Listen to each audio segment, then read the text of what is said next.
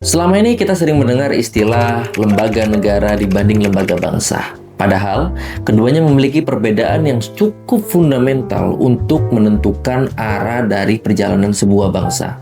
Lembaga negara adalah presiden, MA, MK, dan badan-badan lainnya. Mereka menjalankan fungsi eksekutif, administrasi, hukum, dan politik yang diatur dalam undang-undang.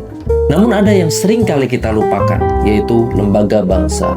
Inilah wadah asli dari kekuatan bangsa Indonesia. Ia lahir bukan dari konstitusi, tetapi dari sejarah, budaya, nilai, dan kearifan bangsa Indonesia itu sendiri. Lembaga bangsa ialah lembaga yang berbentuk majelis yang terdiri dari 5 majelis utama, yaitu Majelis Ketuhanan Yang Maha Esa yang diisi oleh para agamawan. Yang kedua adalah Majelis Kemanusiaan yang Adil dan Beradab yang diisi oleh para cendekiawan dan intelektual. Yang ketiga adalah Majelis Persatuan Indonesia yang diisi oleh para penjaga kedaulatan, para purnawirawan TNI, Polri, dan sebagainya.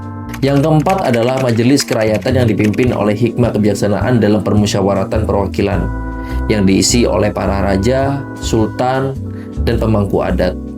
Yang kelima adalah Majelis Keadilan Sosial bagi seluruh rakyat Indonesia yang diisi oleh para kaum profesional seperti petani, nelayan, buruh, guru, pedagang, pekerja kreatif, hingga ojol. Mereka bukan lembaga negara, tetapi tanpa mereka, negara akan kehilangan arah.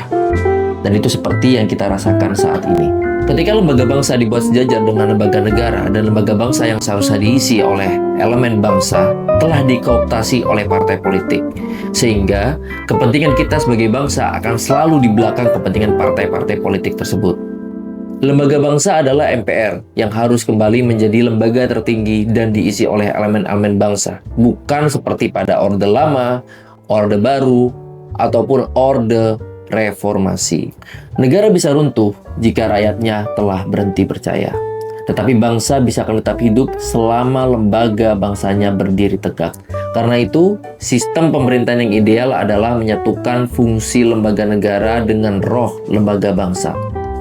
Negara menjalankan aturan formal, sementara bangsa menjadi sumber dari aturan-aturan yang terjelma menjadi tubuh dari negara.